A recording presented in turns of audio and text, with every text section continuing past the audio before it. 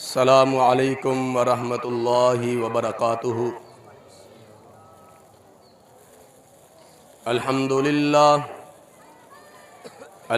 للہ نحمدہ ونستعینہ ونستغفرہ ونعوذ باللہ من شرور انفسنا ومن سیئات اعمالنا من يهده الله فلا مضل له ومن يضلله فلا هادي له أشهد أن لا إله إلا الله وحده لا شريك له أشهد أن محمدا عبده ورسوله فاعوذ باللہ من الشیطان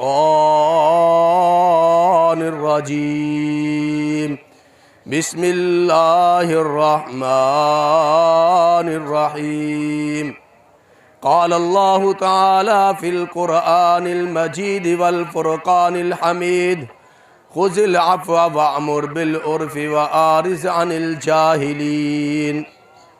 صدق اللہ العظیم۔ محترم حضرات، اللہ کا جتنا بھی شکر ادا کیا جائے کم ہے کہ جس مالک نے ہمیں برکتوں والا، رحمتوں والا، بخششوں والا مہینہ عطا کیا اور اس مہینے کے اندر اپنی اپنی استطاعت کے مطابق اللہ کی بندگی، رمضان کے روزے، قیام اللیل، صدقہ خیرات اور بہت نیک اعمال، ذکر و اذکار کیے، تو اللہ ذوالجلال والاکرام ہماری ان عبادات کو اپنی بارگاہ کے اندر قبول فرمائے۔ حضرات، اللہ ذوالجلال والاکرام یوں تو ہر وقت اپنے بندوں کو معاف کرنے پہ قادر ہے، لیکن خصوصاً اللہ ذوالجلال والاکرام اس مہینے کے بارے میں یہاں اللہ نے رمضان کے مسائل بیان کیے، ان آیات کے درمیان کے اندر اس آیت کریمہ کو لے کے آئے ہیں وَإِذَا سَأَلَكَ عِبَادِي أَنِّي فَإِنِّي قَرِيبٌ أُجِيبُ دَعْوَةَ الدَّاعِ إِذَا دَعَانِ فَلْيَسْتَجِيبُوا لِي وَلْيُؤْمِنُوا بِي۔ اللہ ذوالجلال والاکرام فرماتے ہیں کہ جب بھی میرا بندہ مجھے پکارے میں اس کی صدا کو سنتا ہوں، اس کی دعا کو قبول فرماتا ہوں۔ میرے بھائیوں، اللہ ذوالجلال والاکرام اتنا رحیم اور اتنا کریم ہے، اور اللہ ذوالجلال والاکرام اپنے بندوں سے بھی یہی توقع رکھتے ہیں کہ میرے بندے جن کو میں نے دنیا کے اندر دنیا کی نعمتیں، دنیا کا مال، دنیا کی عزت، دنیا کا وقار اور سب کچھ عطا کیا ہے، پوری کائنات میں نے اس انسان کے لیے بنائی ہے، لیکن یہ انسان بھی کیا اس مخلوق پہ، اپنے بھائیوں پہ ترس کرتا ہے، ان کو معاف کرتا ہے یا نہیں کرتا؟ اللہ بھی یہ دیکھنا چاہتے ہیں۔ اللہ اکبر کبیرہ۔ امی عائشہ صدیقہ رضی اللہ تعالی عنہا نبی کی بیوی ہیں، امت کی ماں ہیں۔ ایک دفعہ اللہ کے رسول صلی اللہ علیہ وسلم ایک قافلے پہ تھے، آپ کے ساتھ امی عائشہ بھی گئی۔ قافلہ واپسی پہ آ رہا تھا، آپ نے ایک جگہ پڑاؤ کیا اور امی عائشہ ادھار ایک ہار مانگ کے جو ہے اس قافلے کے ساتھ گئیں کہ واپس آ کے ہار کو لوٹا دوں گی، سونے کا قیمتی ہار تھا۔ جہاں آپ نے پڑاؤ کیا وہاں وہ ہار گم ہو گیا۔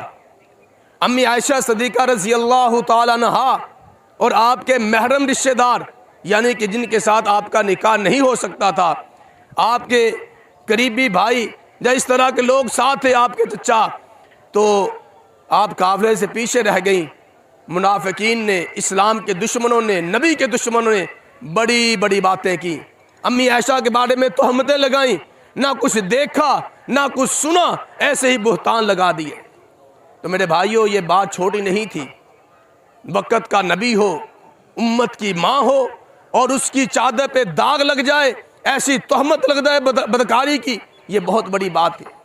اللہ کے رسول صلی اللہ علیہ وسلم بڑے پریشان ہوئے، اور ان لوگوں میں ان سازش کرنے والے لوگوں میں ایک صحابی جس کا نام حضرت مصطلح رضی اللہ تعالیٰ عنہ بھی تھا، وہ بھی اس سازش کے اندر ملوث تھے، الزام لگانے والے لوگوں میں، کیونکہ جیسے سنی ویسی کہہ دی، تحقیق نہیں کی۔ اللہ کا قرآن کہتا ہے یا ایھا الذین آمنوا ان جاءکم فاسق بنبأ فتبینوا، تمہارے پاس کوئی بات بندہ آ کے کرتا ہے تمہاری بیوی کے متعلق، تمہارے خامد کے متعلق، تمہارے بھائی کے متعلق، تمہارے رشتہ دار کے متعلق، اس کی تحقیق کر لو، آیا یہ سچی ہے جھوٹی ہے، بن مانگے اس پہ یقین نہ کرو، اس کی تحقیق کرو۔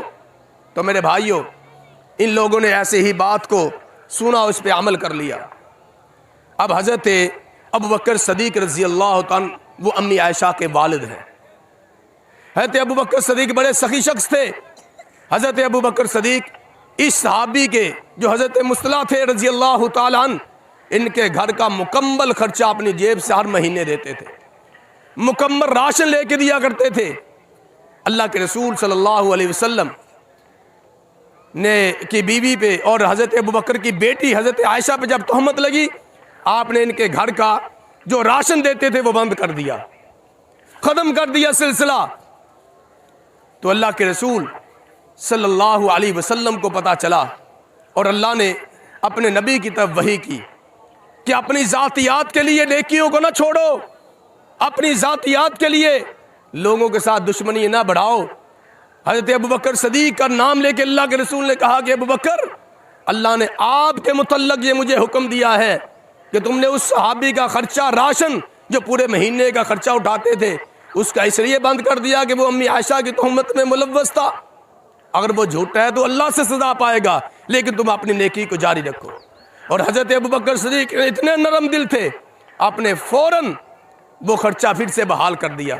ہمارے ہاں تو چھوٹی چھوٹی باتیں ہوں، ہم سالوں سال کسی سے کلام نہیں کرتے، کسی کے جنازے میں شریک نہیں ہوتے، باپ سے کلام نہیں کرتے، سلام نہیں لیتے۔ میرے بھائیوں، اللہ کی قسم، ان روزے رکھنے کا کوئی فائدہ نہیں، تراویح پڑھنے کا کوئی فائدہ نہیں، صدقہ خیرات کرنے کا کوئی فائدہ نہیں، اعتکاف بیٹھنے کا کوئی فائدہ نہیں، بڑی بڑی نیکیاں کرنے کا کوئی فائدہ نہیں، بڑی بڑی افطاریاں کرنے کا کوئی فائدہ نہیں، جب تک کے لیے کسی کے ساتھ ہمارا برتاؤ اچھا نہیں ہے، کسی کے ساتھ ہماری ناراضگی ہے، تو ان نیکیوں کا کوئی فائدہ نہیں۔ ان جس دل کو صاف کرنا ہے، اللہ ذوالجلال والاکرام انشاءاللہ صبر سے کام لیں، اگر کوئی کرتا ہے تو اپنی سزا خود پائے گا، جیسے اللہ کے رسول نے ابوبکر کو کہا، لیکن اللہ تمہیں اجر عظیم سے نواز دے گا۔ ایک دن حضرت علی بن حسین رضی اللہ تعالیٰ عنہ، جن کا مشہور نام زین العابدین تھا، آپ کی لونڈی آپ کے لیے پانی بھرتی، آپ کو وضو کرواتی۔ ایک دن سردی کا دن ہے، لونڈی نے پانی گرم کیا، بہت زیادہ پانی گرم تھا، اور پانی کے لیے وہ برتن اٹھایا، برتن ہاتھ سے چھوٹ گیا۔ حضرت زین العابدین کے اوپر وہ پانی گرم گرا اور جسم جل گیا۔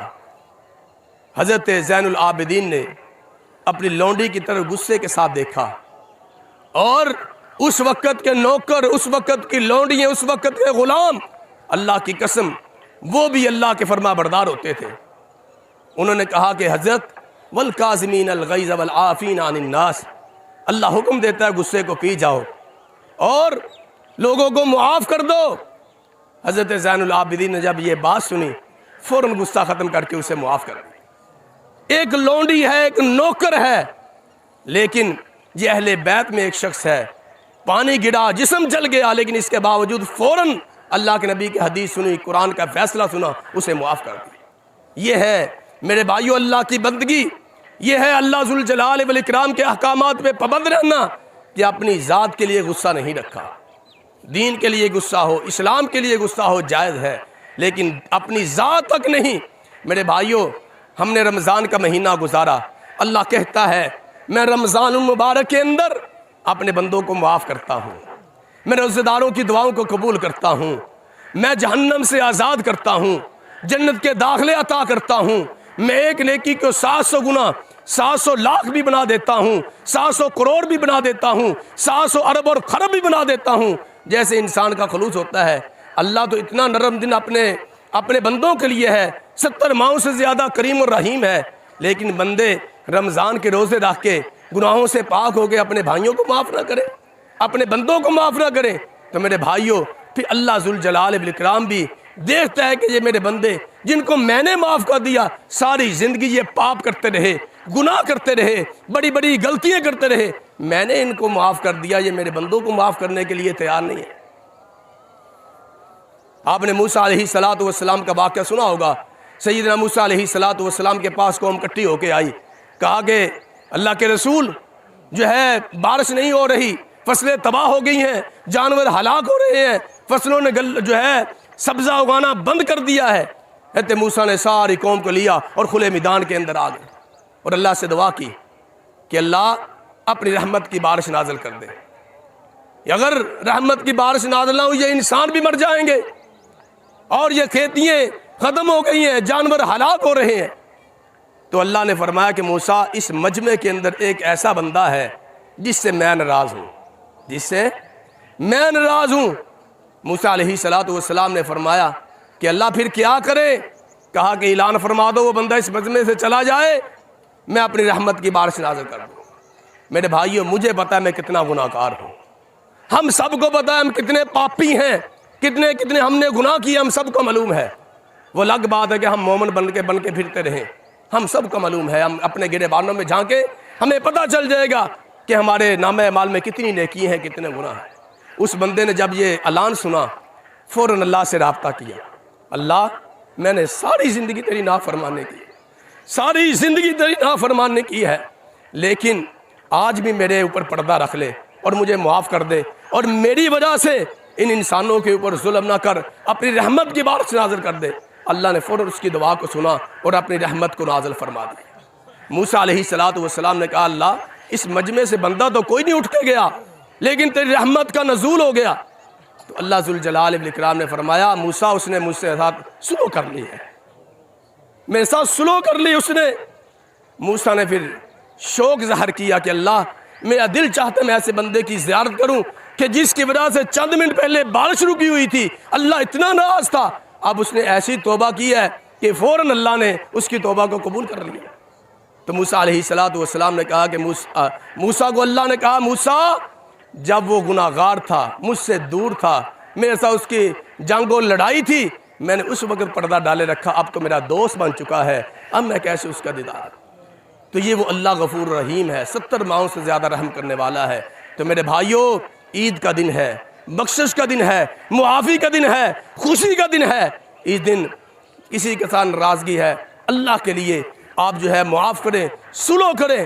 دیکھیں پھر اللہ ذوالجلال والاکرام کتنی خیرات اور کتنی برکات اور کتنی اپنی عنایتیں عطا کرتا ہے۔ نبی علیہ السلام نے فرمایا وہ شخص اللہ کی قسم اللہ کو پیارا ہے، محبوب ہے، جو اسلام کرنے میں پہل کرتا ہے، جو سلو کرنے میں پہل کرتا ہے، اللہ اس بندے کو جو ہے اس بندے کے ساتھ خوش ہے اور اللہ کے ہاں وہ پیارا بندہ ہے۔ صحابہ اکرام کی یہ کوشش ہوتی تھی کہ آپس میں ملے سب سے پہلے سلام میں کروں، اگر کسی کے ساتھ ناراضگی ہو سلو کی ابتدا میں کروں۔ اور اللہ کے رسول نے اس لیے فرمایا تھا پہلوان وہ نہیں ہے جو کسی کو نتاڑ دے، کسی کو گرا دے، پہلوان وہ ہے جو اپنے غصے پہ قابو ڈال لے، لوگوں کو معاف کر دے، وہ دنیا کے اندر پہلوان ہے۔ تو اس لیے میرے بھائیوں ناراضگی ختم کریں، تبھی روزے رکھنے کا فائدہ ہے۔ اللہ مجھے اور آپ کو عمل کی توفیق عطا فرمائے۔ وآخر دعوانا الحمدللہ۔